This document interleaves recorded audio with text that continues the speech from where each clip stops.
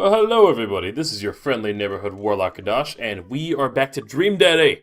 Let's continue with Joseph and his creepy, shining kids. Ghost Joseph is trying his best not to break in front of his kids. The twins seem to be catching on and look eager to bust their dad. But can we keep it up? Go with something obscure. Now say, he who walks behind the rose. The twins tilt their heads in confusion. Uh-oh. He who behind some rose. The room was silent because Joseph absolutely losing his mind. That last flub really sealed it. Children of the corn, really? Is that not mainstream? I am off my game something fierce today. Great job, guys. We're scary. I was very scared. Joseph can't take it anymore. Despite his quiet protestations, he's laughing pretty hard into his hand, and the kids giggle with him. The twins, obviously pleased with their new arsenal of spooky weapons, leave the room to terrorize the rest of the community. My work here is done. Wow. I'm going to be hearing those lines for weeks. Next time we hang out, I'll try to teach them some lines from The Thing. Alright, so it looks like we've got a bit of a troublemaker on our hands. You think you can out trouble a career pro?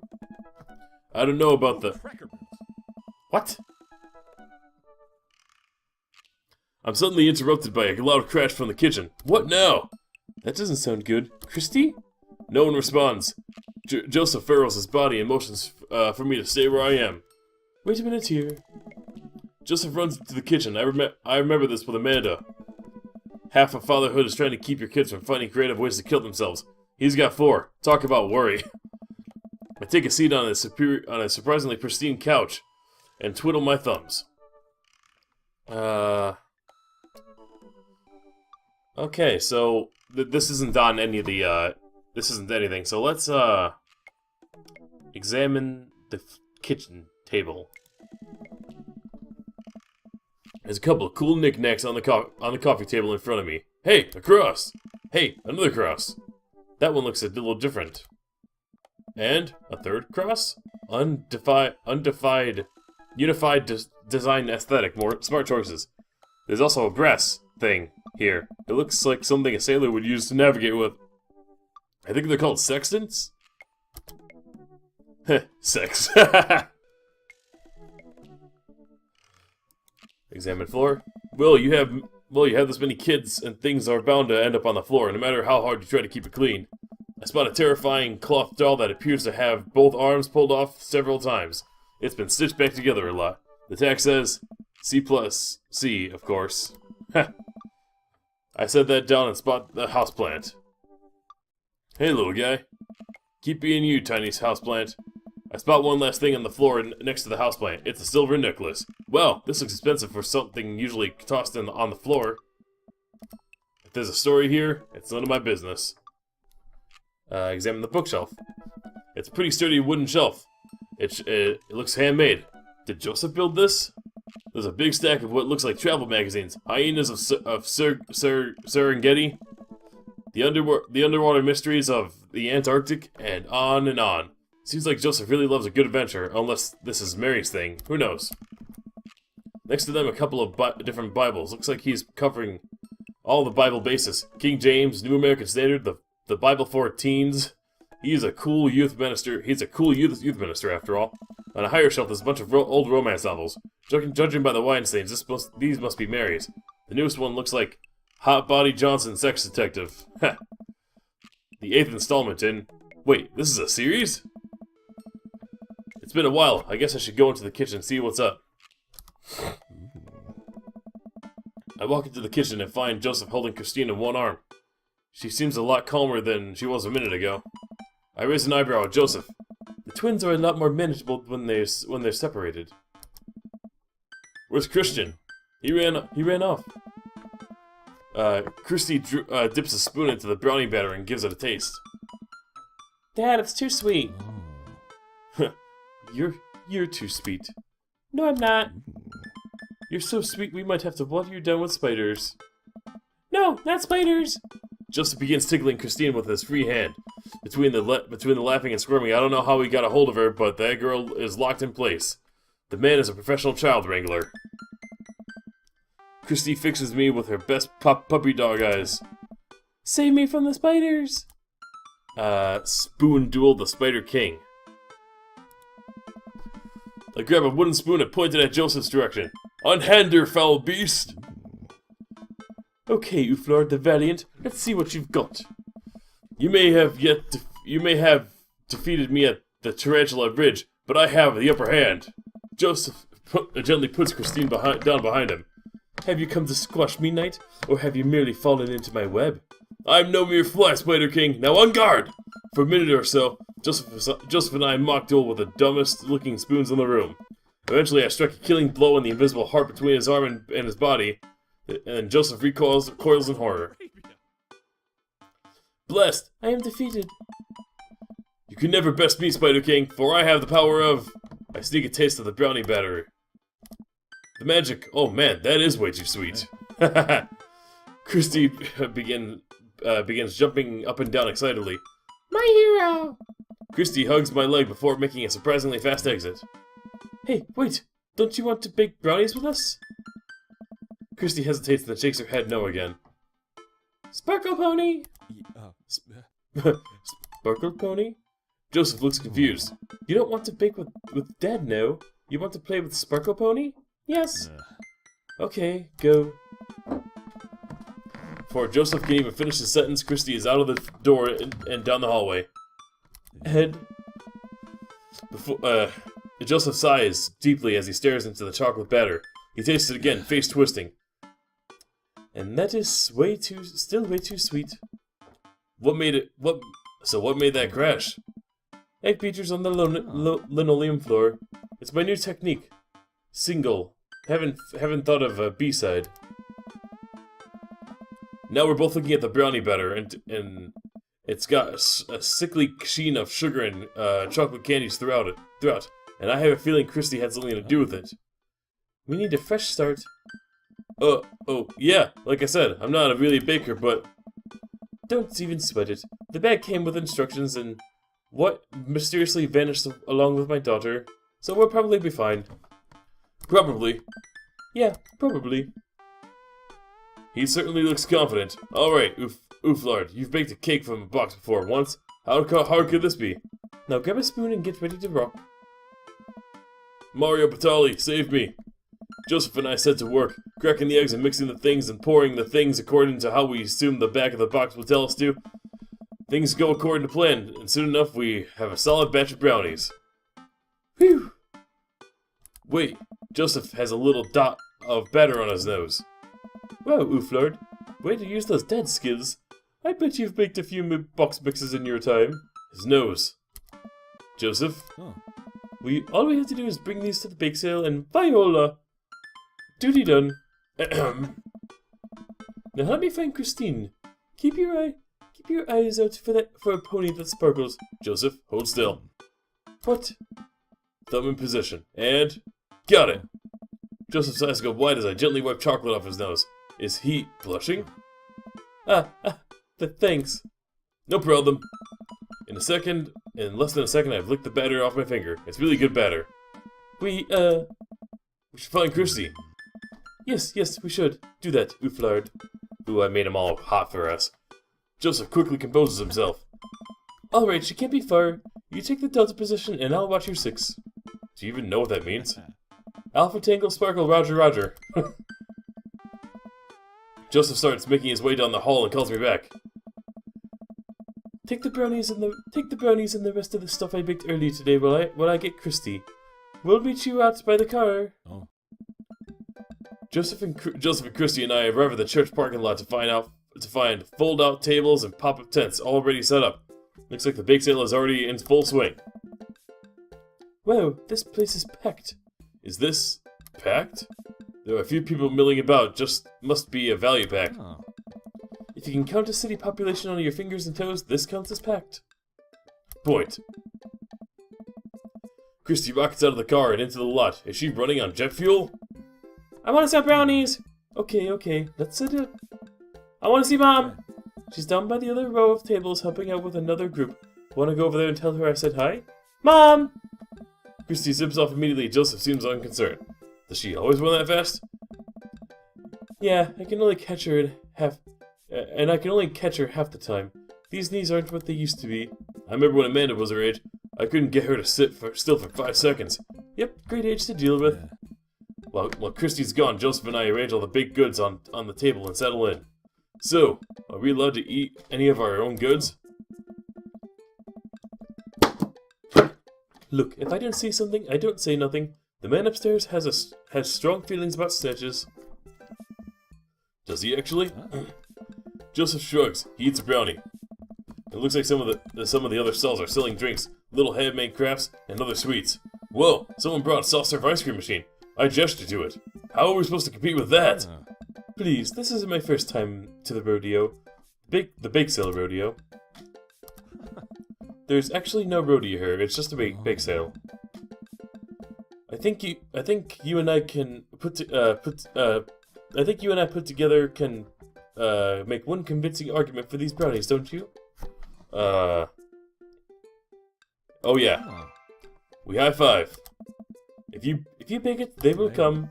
It's not long before we have our first customers. Matt! Hey, dude. Ha! Hey, dude. Hiya! Hi, Matt, Carmencita. Good to see you guys out here. Hey. Happy to support a good cause. Plus, you know me as the owner and proprietor of the Coffee Spoon, an establishment that specializes in baked goods. I have to scope out the competition. Oh, that's... Damn it, I fucked that up. I had to scope out the competition. I forgot to read it in Matt's voice. Joseph leans into me. This guy knows his stuff. Stay on your toes. So, what recipe did you use for these brownies? Don't say you use the box recipe. Don't say you use the box recipe. We improvised. I just let the baking spirit move through me. You know, a little bit of flour here, a pinch of salt there. It's sort of like interpretive dance, but with cooking. Interpretive cooking, yes. You can never make the same thing twice. Every batch is special. There will never be another batch of brownies with the exact flavor or sensation that these right here have. It's a once-in-a-lifetime opportunity, Matt. Hey. Alright, I'll take 2. Actually, we'll take 3. I ring them up and high-five Joseph as our happy customers walk away. See? Not so hard. Yeah! I'm hot stuff. I'm hot off the good feelings from the last sale. Who knows? We sell brownies to a bunch of people I don't recognize, but who clearly know Joseph. Eventually, a familiar face pops up. Oof, Lord! It's Brian! Close enough. Can we interest you two in any of our fine sweets and treats? You sure can. I bet I could eat 10 brownies. Must resist urge to be competitive. Remember that one time we this isn't a decision, so let the man buy his brownies. So we'll put you down for 10. Huh, better make it just 2. 1 for me and 1 for Daisy. Coming right up. You excited for youth group movie night, Daisy? Yeah, what's the movie? It's a surprise. Joseph leans over to me. It's the Fast and the Furious. Really? If you think about it, there's some heavy religious undertones. Joseph hands a baggie to Daisy. I made sure to give you guys the edges. Certainly the superior part of brownie topography. Thanks, Joseph. Our 2 customers walk off with their purchases, and I survey our stock. These are selling pretty hot. At this rate, we'll have enough money to pay for a new paint job on the church pews in no time. Wait, what happened to the pews? Ernest spray painted his rapper alias onto them. Young Steinbeck. I would have gone for young man and the sea, but I can respect that. Speaking in minstrel terms, Ernest is hard to reach.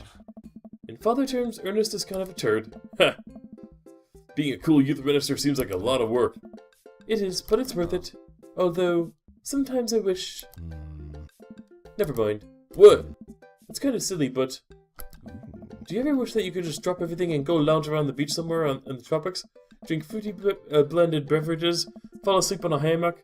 You know, basically live out a Jimmy Buffett song? Joseph, I think about this every single day of my life. Ha! My dream is to live in Margaritaville. One day, my friend, one day we'll be on island time. Make a couple more sales to some church patrons. Everything seems to be going smoothly. Off in the distance, I spot my old buddy Craig. Craig! He's gonna be a hard sell. Craig's a fitness man. I think he comes to these bake sales to test himself, to see if he has the resolve to refuse processed sugar. Are you sure you're ready for this? We go way back. I got this. Craig jobs up to our table with Briar and Hazel in tow.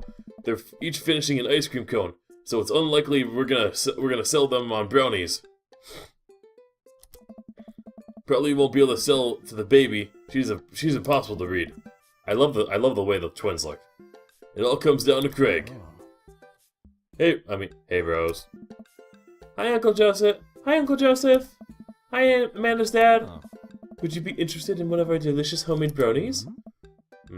I don't know. Remember that one time? Hey Craig, when we were freshmen, remember how our next door neighbors pranked us by switching out our laundry detergent with dish soap? And how the washing machine exploded with suds? And then we decided to go back at them by baking brownies for them, but sprinkling high intensity hot sauce into the mix, and then watch them cry after eating it? Ha! I would feel bad if we had to clean up the laundry room ourselves. Anyway, these brownies are like that, but without the hot sauce. Maybe we should get one for old time's sake. Craig thinks for a second.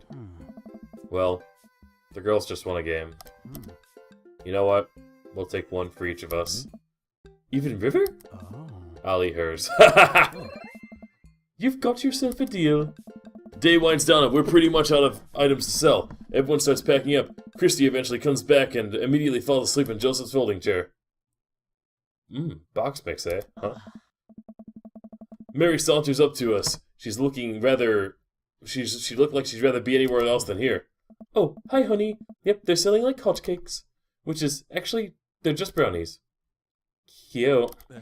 And boring and safe. Hey Mary. Mary's eyes started over me. What's the rookie doing here? I was just hoping to introduce Uflo to the rest of the community. You get a load of this freak show? What? Weird folk is all holier than thou types. Don't you think, Uflard? Mary, let the kid answer the question. They seem nice. They all seem like they're really excited to help out the church. That's pretty cool, I guess. Mary, can we talk about this later? Am I embarrassing you in front of your new friend? Joseph doesn't respond, trying his hardest to keep his cool. Can we please talk about this later? Sure thing, honey bear. Mary turns her attention to me. Hand over the cash. Huh? Jesus, I'm not trying to rob you. I'm in charge of the funds here. I hand over the cash that we made. It feels like a hefty wad, if I may say so myself. Thanks. Now give me your wallet. What? Give me your wallet. You think this church is gonna fix itself? Mary, I'm kidding. Sorry. I'll work on the whole pretending to be happy thing. Mary leans in and whispers to me. He's really good at it. Mary walks off without saying goodbye. Yeesh. I'm really sorry about that. Brownies fix everything. This brownie will alleviate the situation. I take a brownie and split it in half to Joseph. He takes it, we eat. How's that feel? Better. Are you ready to head out? Joseph and I load the folding tables back into my car. Christy nods off the moment Joseph straps her into the car seat. I drop Joseph off in front of his house. A small yawn sneaks out of me. And with that, I am done with today's episode of Dream Daddy. Thank you all so much for watching. It's been a good time. We're done with it. I think we're done with our first date with Joseph, except, just the conclusion. And we should be I think we're gonna continue. I think we'll go on another date with him. See how it goes. Have a good one, everybody.